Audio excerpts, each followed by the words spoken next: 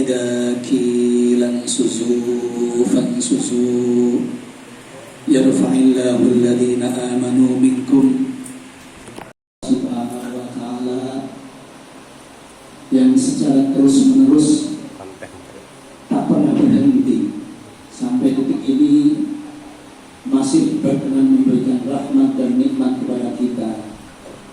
Di antaranya adalah nikmat iman dan Islam. Di antaranya adalah nikmat sempat, kuat, dan sehat. Sehingga pada detik ini kita masih membuktikan diri sebagai orang yang beriman, berkenan melaksanakan kegiatan ketaatan kita kepada Allah Subhanahu wa ta'ala, yaitu sholat isya berjamaah. Dan mudah-mudahan nanti kita bisa melanjutkan dengan sholat sunnah tarawih dan sholat sunnah witir. Tidak kalah pentingnya sholawat dan salam marilah senantiasa kita sanjungkan kepada baginda Nabiullah Muhammad sallallahu alaihi wasallam, Rasulullah, pembawa Al-Quran, pembawa kebenaran, pembawa nur. Oleh karena itu kita harus mentaati, harus mentauladani baginda Nabi besar Muhammad sallallahu alaihi wasallam agar kelak kita digolongkan menjadi orang-orang yang mendapatkan pertolongan atau syafaat oleh baginda Nabi besar Muhammad sallallahu alaihi wasallam. Kata pertolongan itu sesungguhnya berkesan negatif. Artinya memang manusia itu membutuhkan pertolongan. Pertolongan itu oleh Nabi Muhammad telah diterima sebagai otoritas, sebagai kewenangannya dari Allah Subhanahu wa ta'ala. Dan hanya satu-satunya Nabi yang mendapatkan kewenangan untuk memberikan syafaat atau pertolongan kepada umatnya. Nabi yang lain tidak. Raja-raja yang lain tidak. Sultan-sultan yang lain tidak. Hanya Nabi besar Muhammad sallallahu alaihi wasallam. Sungguh sangat beruntung kita sebagai umatnya Nabi Muhammad. Oleh karena itu sekali lagi mari kita tauladani sunnah-sunnah Nabi. Oleh karena itu marilah kita taati perintah-perintah Allah. Janganlah bermaksiat kepada Allah. Sahabat Ramadan yang dimuliakan Allah, sebelum saya masuk topik, izinkan saya perkenalkan. Nama saya Bagus Sarengat. Alamat saya di Jalan Jenderal Sudirman nomor 505 Donoharjo RT 2 RW 2 Purworejo Wonogiri. Tidak jauh dari sini, mungkin sekitar 4 sampai 5 kilo. Tepatnya pas bundaran Kalpataru Simul Tengkong ya. Samping kantor Badan Penanggulangan Bencana Daerah. Nomor HP betul-betul dicatat ya. Ini penting karena bagi anak-anak bawa buku, kalau bapak-bapak kan langsung ingat di kepala. Adik-adik perlu nyatet, latihan nyatet, sapa toh sing jadi pembicara, sapa toh imamnya, sapa toh sing bawa buku. Gitu ya. Oke. Saya ulangi, Bagus Sarengat, ojo keliru, kok bagus menyengat. Ojo keliru loh ya. Ucap bagus jengat itu mah tambah parah. Hadirin sahabat Ramadan yang dimuliakan Allah, adik-adik catat ya judulnya ya biar mudah ya. Fadilah sedekah atau sedekah atau keutamaan bersedekah. Sudah sering kita dengar ya Pak, Bu, adik-adik. Sedekah ini menjadi topik bahasan di Al-Quran begitu banyak. Surat-surat yang membahas tentang sedekah, apalagi hadis-hadis. Contoh surat Az-Zumar nomor 10, surat At-Taubah 103, dilanjutkan 104, terus kemudian surat Al-Baqarah 261 sampai 274. 275-nya sudah bahas soal riba, larangan riba. Adik-adik sahabat Ramadan yang dimuliakan Allah, saya ulangi judulnya Fadilah atau keutamaan sedekah. Kita juga sering dengar ketika seseorang itu bersedekah, Allah menjanjikan akan membalas dengan berlipat-lipat kali lipat balasan. Menarik. Seingat saya sampai 5 kali. Pertama sejarahnya, justru yang namanya sedekah itu satu kali berbuat baik atau satu kali bersedekah, maka hanya dilipat gandakan 2 kali. Namun kemudian baginda Rasulullah SAW menyampaikan aspirasi kepada Allah Subhanahu Wa Taala. Loh nek cuma balasannya 2 kali lipat ya, umat saya tidak beruntung. Lalu Allah Subhanahu Wa Taala menambahkan menjadi 10 kali lipat. Kemudian ketika ditambah menjadi 10 kali lipat balasannya, Nabi Muhammad masih belum puas, menyampaikan aspirasi lagi. Bahasa mutadoa ini biasanya ngomong aspirasi ya, bahasa wakil rakyat. Kalau cuma 10 kali lipat umat saya nggak puas. Lalu ditambah lagi oleh Allah Subhanahu Wa Taala menjadi 700 kali lipat.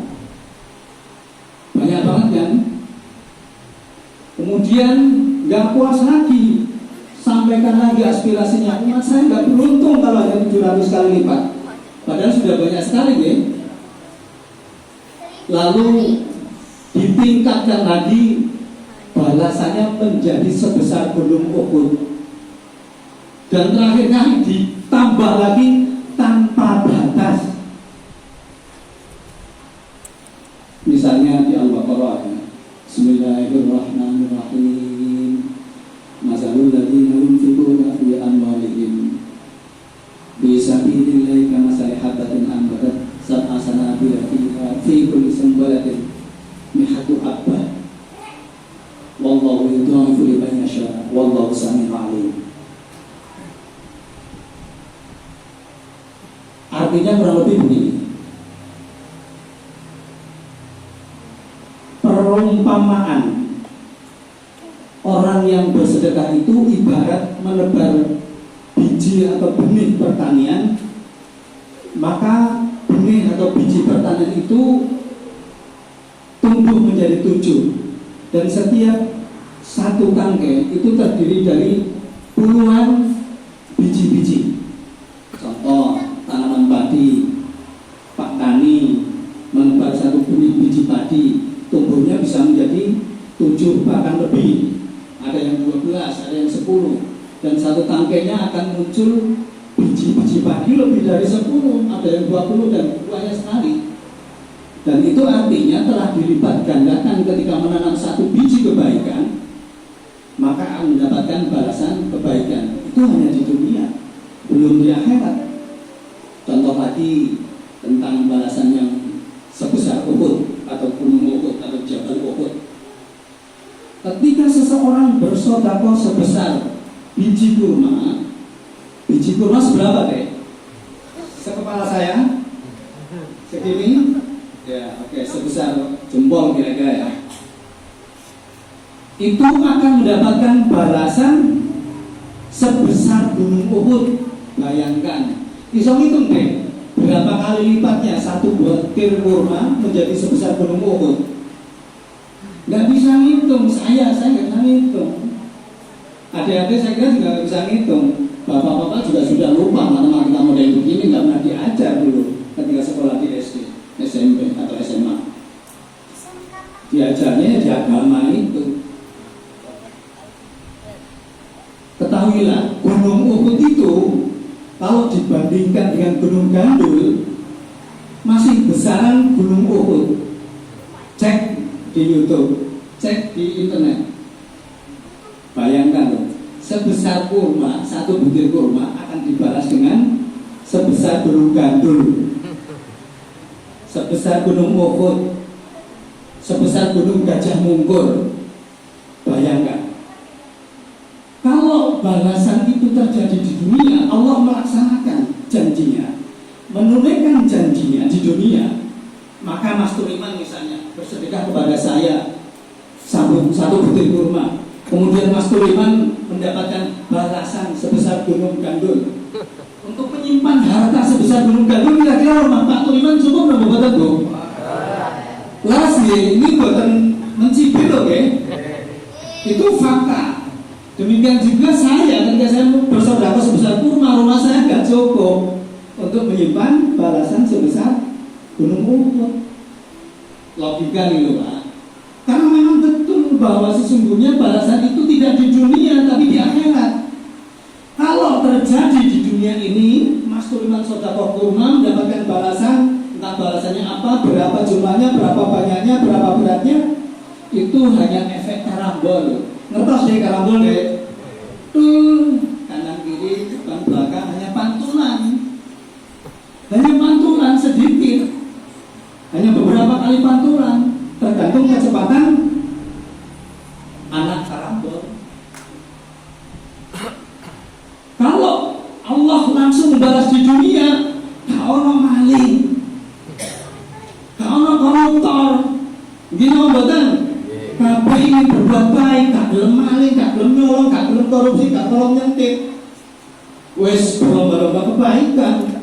Sholat sregep, sotak sregep, balasannya nang dunia. 1 gram emas dibalas sebesar gunung Uhud emasnya. Wah ngeri. Wes kabeh wong sugih kok gak nyolong, kok gak korupsi, kok gak kerja, wes sotak terus. Nggih napa mboten? Sekali lagi adik-adik, bapak-bapak, mari kita tanamkan makna sedekah itu. Yakinlah bahwa Allah akan membalas, dan ternyata balasan Allah tidak hanya di dunia, tapi lebih-lebih di akhirat. Allah membalasnya di akhirat, akhirat di surga. Surga itu luasnya tanpa batas.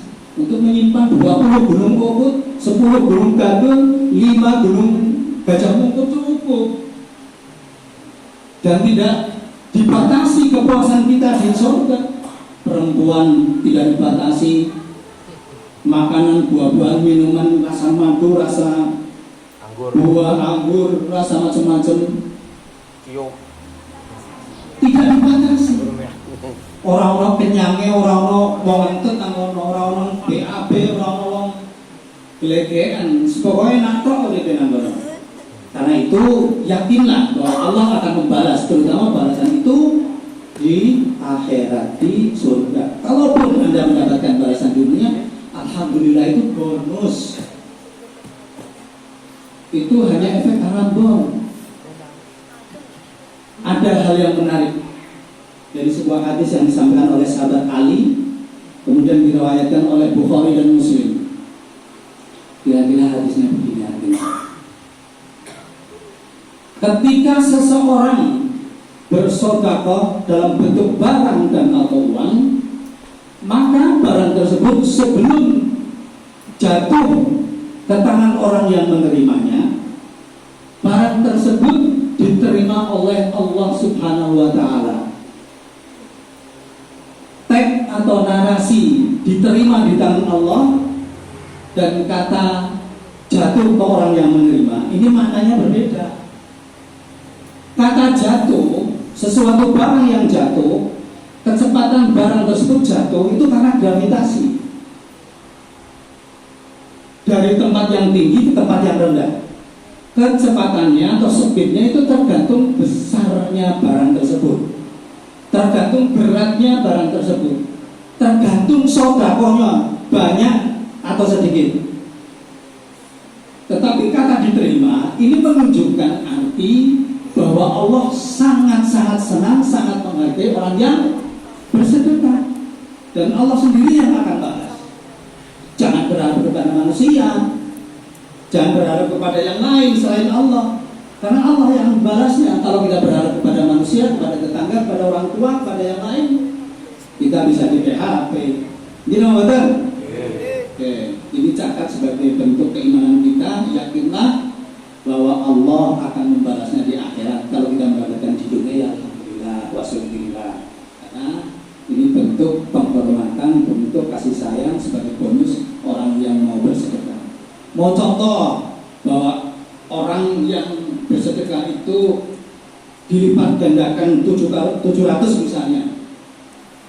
Kemarin tanggal 22 dan 23 saya di Bandungan. Bandungan itu Kabupaten Semarang ya. Naik sedikit ke Sumowono. Saya di sana ketemu dengan seseorang yang bernama Saiful Hidayat. Beberapa waktu yang lalu supermarketnya kebakaran, entek-entekan. Wis bangkrut ibaratnya. Sisa-sisa barang-barang yang masih ada dijual, kemudian terkumpul sekitar 50 juta dan kemudian dia sedekahkan. Qadarullah, beberapa waktu kemudian ada proyek tol dan dia mendapatkan pembebasan uang yang nilainya puluhan juta, sekitar 50 miliar. Berapa kali lipat itu? Dari 50 juta menjadi miliaran, 50 lebih. Itu sebagai bukti bahwa Allah di dunia memberikan bonus kepada orang yang mau bersedekah. Dan sekarang beliau ganti profesi, ganti usaha menjadi toko besi, toko bangunan, toko material komplit. Dan cabangnya menjadi 7. Yang 2 sudah diwariskan kepada anak-anaknya. Omset sehari itu rata-rata 63 juta sehari. Bayangkan. Itu salah satu contoh. Dan banyak kisah-kisah yang menginspirasi ketika seseorang bersedekah di dunia mendapatkan bonus tambahan dari Allah Subhanahu wa Ta'ala. Adik-adik, Bapak Ibu, nggak perlu panjang-panjang, biasanya berapa menit? Ini sudah 12 menit. Mati. Oke, mati. Oh, itu mati? Jalan itu jam 8 kurang 10 menit. Oh iya. Saya melanjutkan hadis tadi. Ketika barang itu berada di tangan Allah, berada di kekuasaan Allah, menyampaikan 5 kalimat. Ini penting. Pertama, aku adalah sesuatu yang kecil, engkaulah yang membuatku besar. Yang kedua, aku adalah sesuatu yang sedikit, engkaulah yang membuatku banyak. Yang ketiga, aku adalah sesuatu yang tidak disuka, engkaulah yang membuat aku disuka. Yang keempat, aku adalah sesuatu yang akan sirna, akan musnah, engkaulah yang membuatku tetap ada. Dan yang kelima, kamu telah menjagaku, maka kini aku menjagamu. Itu dari sahabat Ali yang diriwayatkan oleh Bukhari dan Muslim. Saya kira ini apabila ada kekurangan, ada kesalahan, yo wong desa dari Cilacap, wong Majenang, Kidul, Nisor hubungi oleh Mas Suliman. Nah, Nisor maning kok dunia Ngidul akan Majenang Ngidul maning Cipari. Nah, itu desa saya, kecamatan saya namanya Cipari, Nisor gunung perkebunan karet. Billahi hidayah wa taufiq wa minkum. Assalamualaikum warahmatullahi wabarakatuh. Waalaikumsalam.